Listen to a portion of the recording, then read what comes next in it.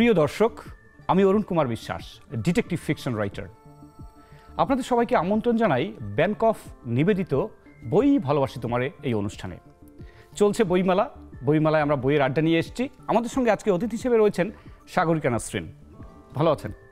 ভালো আছি, তুমি কেমন আছো? আছি ভালো। আপনার তো নয় নয় করে অনেকগুলো বই বেরিয়ে গেল। একটু আগে বলছিলেন 26টি বই, তার মধ্যে উপন্যাস কটি, গল্প কটি? আমার 26টির মধ্যে একটি মাত্র গল্পের বই, আর বাকিগুলো সব উপন্যাস। আমরা সেই গল্প দিয়ে শুরু করতে চাই আজকের আড্ডা। আধখানা বসতি তাহার, এটার মধ্যে এই যে তাহার, কি কথা তাহার শোনে, আমরা সেই জীবনানন্দ দাশের কাছে ফিরে যাওয়ার মতো একটা অবস্থা। এই গল্পের উপজীব্য কি? আধখানা বসতি তাহার আমার একটি গল্পের বই, একমাত্র গল্পের বই। আর এই গল্পের বইটির যতগুলো গল্প আছে অধিকাংশই আমি তৃতীয় লিঙ্গের মানুষ নিয়ে লিখেছি। আমি তৃতীয় লিঙ্গের মানুষের সাথে মিশতে, তাদের গল্প করতে, তাদের সুখ দুঃখ, তাদের বঞ্চনা, এগুলো ধারণ করতে আমার নিজের ভিতরে আমি আসলে আমি একদম অন্তর থেকেই আমি তৃতীয় লিঙ্গের মানুষগুলোর জন্য ভাবি এবং তাদের জন্য কিছু করতে চাই এবং লিখি। মানে আপনার মগজে, মননে, চিন্তায়, চেতনায় আমি তৃতীয় লিঙ্গকে ধারণ করি এবং এই মানুষগুলোকে আমি এত কাছে থেকে দেখেছি এবং তাদেরকে নিয়ে আমি আরও লিখতে চাই। মাত্র আমি 4টে বই লিখেছি তৃতীয় লিঙ্গের মানুষ নিয়ে, ভবিষ্যতে আরও লিখতে চাই। কারণ এদেরকে নিয়ে কি সমাজে ওভাবে তাদেরকে নিয়ে ভাবার, তাদেরকে নিয়ে কাজ করার বা তাদের একটি সুন্দর একটি ভবিষ্যৎ তৈরি করে দেওয়ার কিন্তু মানুষের অভাব রয়েছে। আচ্ছা, আপনার আধখানা বসতি, এটা কি সেরকমই কোনো কিছু ইঙ্গিত বহন করে যে আসলে তারা পূর্ণ বসতি কখনোই পেয়ে উঠছে না, পাচ্ছে না আমাদের সমাজে?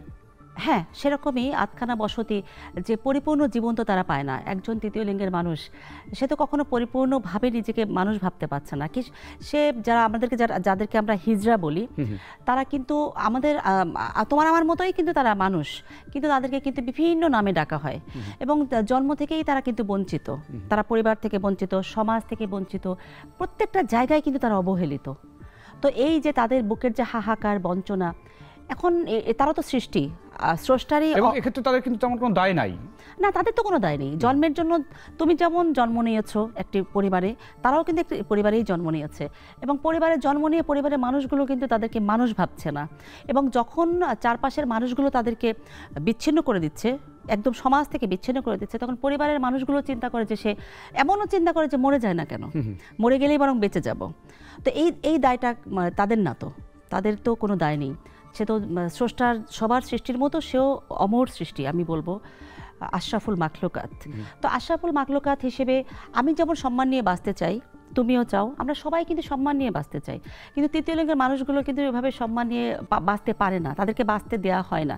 প্রতিনিয়ত তাকে মনে করিয়ে দেওয়া হয় যে তুমি আমাদের চেয়ে আলাদা, তুমি আলাদা, তুমি অন্য আরও 10 জনের মতো মানুষ না, তুমি ডিফারেন্ট টাইপের মানুষ।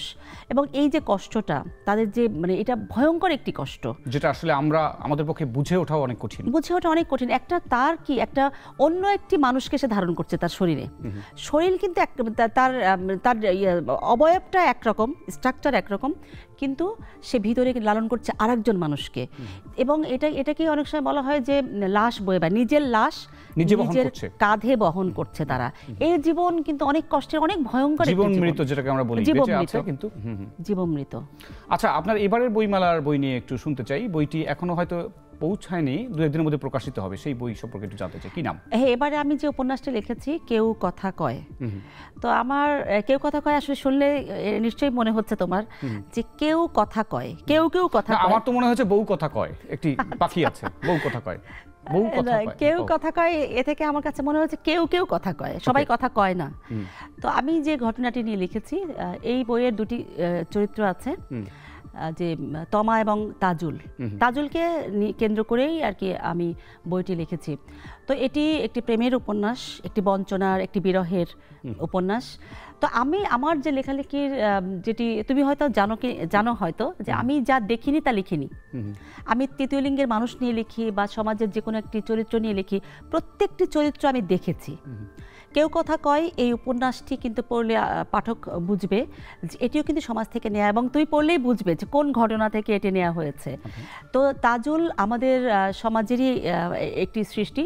তাজুলের যে বিরহ, তার যে জীবনের যে ইতিহাস, বিভিন্নভাবে ধাপে ধাপে কিন্তু তাকে নিয়ে গেছে একটি হাহাকারের দিকে এবং একটি পর্যায়ে সে জীবন দিয়ে কিন্তু প্রমাণ করে গেছে যে সে তার বাল্য সখীকে কথা দিয়েছিল যে আমি আর কোথাও যাব না। সে কোথাও যায়নি, সে জীবনকে পৃথিবী থেকে চলে গেছে কিন্তু সে আর কোথাও যায়নি।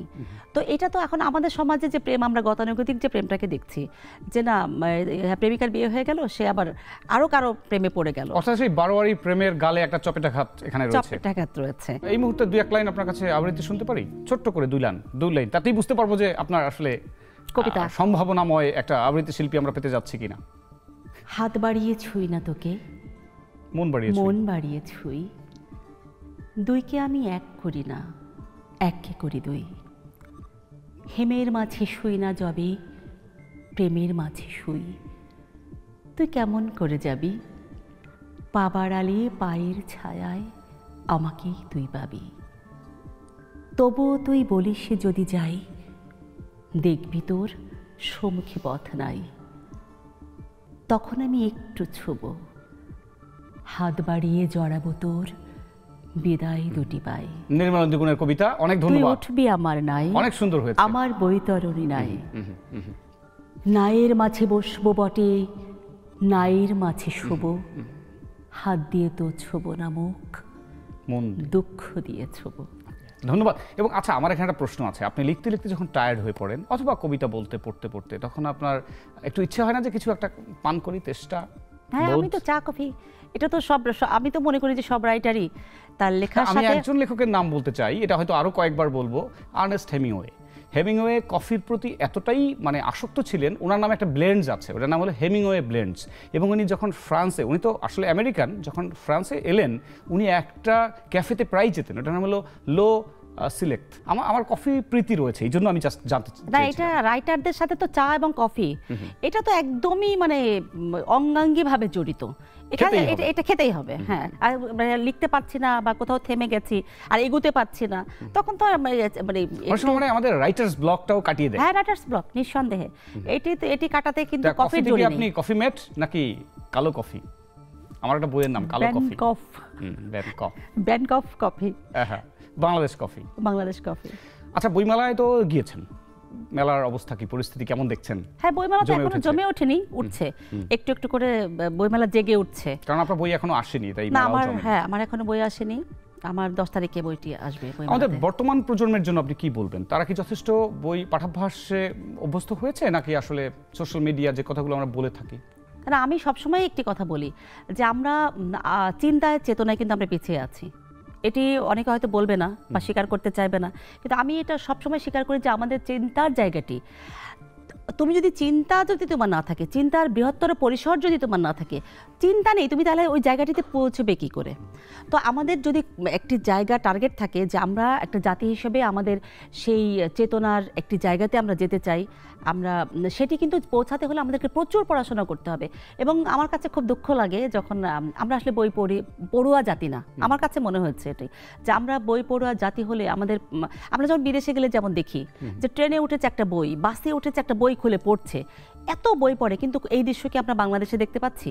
আমাদের সবার হাতে একটি মোবাইল, এই মোবাইলে হালকা চিন্তা করছে, হালকা কথা বলছে। আমাদের তরুণ প্রজন্ম, বর্তমান প্রজন্ম কিন্তু এই যে মোবাইলের বাইরে কিন্তু কিছু ভাবছে না। তারা কিন্তু বলতে চায় তারা ইলেকট্রনিক বুক, ইবুক পড়ছে, ছাপার বইটা কিন্তু এমনি বই পড়ছে। ছাপার বইয়ের যে একটা ঘ্রাণ, ছাপার বইয়ের যে একটা আকুতি, ছাপার বইয়ের যে একটি ভীষণ রকমের যে একটি ভালো লাগা, লেগে থাকা যে বইটাকে ছোঁয়া, সেই ছোঁয়াটি কিন্তু একটা মোবাইলে হয় না।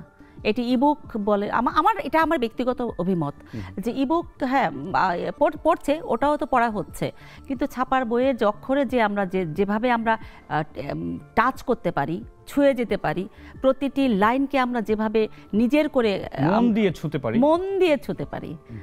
মন দিয়ে ছুঁয়ে যায়, সেটি কিন্তু এটি কিন্তু ইবুকে হয় না। তো আমি বলবো আমার নতুন বর্তমান প্রজন্মকে সবসময় আমি একটি কথা বলি, প্রচুর বই পড়তে হবে। একটা জাতি বই না পড়লে কখনোই সে কাঙ্ক্ষিত লক্ষ্যে পৌঁছাতে পারবে না। কিন্তু বলে যে টুডেজ রিডার ইজ টুমরোস লিডার। আজকে যারা পড়ছে তারা একসময় সারা বিশ্বকে নেতৃত্ব দেবে। তো আমাদের সেই জায়গাটি কিন্তু আমাদের সন্তানরা, আমাদের পরবর্তী প্রজন্ম যত বই পড়বে তত তার চিন্তা চেতনায় ততটাই সে এগিয়ে যাবে, এবং একটি সুন্দর যদি একটি জাতি আমরা আশা করি বা একটি সুন্দর একটি ভবিষ্যৎ যদি আমাদের নতুন বর্তমান প্রজন্মের আমরা পেতে চাই, নিঃসন্দেহে তাদেরকে বইয়ের দিকে। এবং আমি মনে করি যারা নিয়মিত বই পড়ে তাদের মধ্যে কুপমণ্ডুকতা থাকে না, তারা পরমত সহিষ্ণু হয়। হ্যাঁ, আমরা যে বই পড়ে না সে কি কুয়োর ব্যাঙ চিন্তা করছে যে ওইটাই তার পৃথিবী, কিন্তু আসলে কি পৃথিবীটা কুয়োর মতো? ব্যাংকটার কাছে ওইটুকু পৃথিবী, তার যে মোবাইলে আসক্ত হয়ে গেছে তার কাছে তো কুয়োর ব্যাংকের মতো কুয়োটাই পৃথিবী, কিন্তু এতগুলো যে মহাসাগর আছে সে মহাসাগরের সন্ধান তো সে জানে না। এবং এটাও বলা হয় যে যিনি বই পড়েন না তার সঙ্গে আসলে অশিক্ষিত লোকের খুব একটা তফাৎ নাই, কারণ অশিক্ষিত লোক পড়তে পারে না, আমি তো কোনো বন্ধুত্বই করব না, হয়েও পড়ছেন না। আমি যে মানুষ বই পড়ে না সে আমার বন্ধু হতেই পারে না। এবং যে কারো আপনি যদি বসার ঘরে যান তার সেন্টার টেবিল দেখে বুঝতে পারেন যে এই লোকটা কোন পর্যায়ের মানুষ, কোন ঘরানার রাইট। সেটি হ্যাঁ, নিঃসন্দেহে। আপনি বই পড়েন না, আপনি যেমন আপনি রাইটার, আমি হ্যাঁ যে বই পড়ে মানে প্রথমেই তাকে ভালো লাগে। আপনি একটা যে বই পড়ছে, বই পড়া মানুষকে কিন্তু তার গেট আপ সেট আপেই কিন্তু বোঝা যাবে যে সে বই পড়ে কিনা। কারণ আমি এই জন্য কিন্তু আমি কিন্তু লিখি কিন্তু সকালবেলা, আমার যতটুকু আমি লিখেছি আমি সকালবেলায় কিন্তু লিখি। আর আমার ক্ষেত্রে উল্টো, আমার লেখা মাথার মধ্যে এলে এই লেখা আমাকে ঘুমোতে দেয় না, সকাল কি বিকেল সেটা কোনো বিষয় নাই। সেটাই। আমাদের পাঠকদের জন্য কিছু বলুন, আমরা শেষ পর্যায়ের দিকে চলে এসেছি। হ্যাঁ, পাঠকদের উদ্দেশ্যে একটাই আমার অনুরোধ যে বেশি করে বই পড়বেন। বইয়ের প্রতি আমাদের বর্তমান প্রজন্মকে তাদের বইয়ের দিকে ধাবিত করবেন। বই যেন তাদের নিত্যদিনের সঙ্গী হয়ে ওঠে, এবং বই ছাড়া কিন্তু আমাদের কোনো মুক্তি নেই। এটি কিন্তু একদম শুধু বলার জন্যে বলা না, এটি একদম ভিতর থেকে বলা। আমি হৃদয়ে ধারণ করে এই কথাটি বলছি যে বই ছাড়া আপনার কোনো যাওয়ার জায়গা নেই। আমাদের সন্তান যদি বই না পড়ে সে কিন্তু একটি উন্নত রাষ্ট্র কখনো, উন্নত জাতি কখনো আপনাকে উপহার দিতে পারবে না। সুতরাং বই পড়তে হবে, সন্তানদেরকে, আমাদের পরবর্তী প্রজন্মকে বই পড়তে উদ্বুদ্ধ করতে হবে, কোনো বিকল্প নেই। অশেষ ধন্যবাদ সাগরিকা নাসরিন আপনাকে আমাদের এই শোয়ে সময় দেওয়ার জন্য। আশা করছি আবার দেখা হবে আপনার সঙ্গে অথবা নতুনতর কোনো অতিথির সঙ্গে।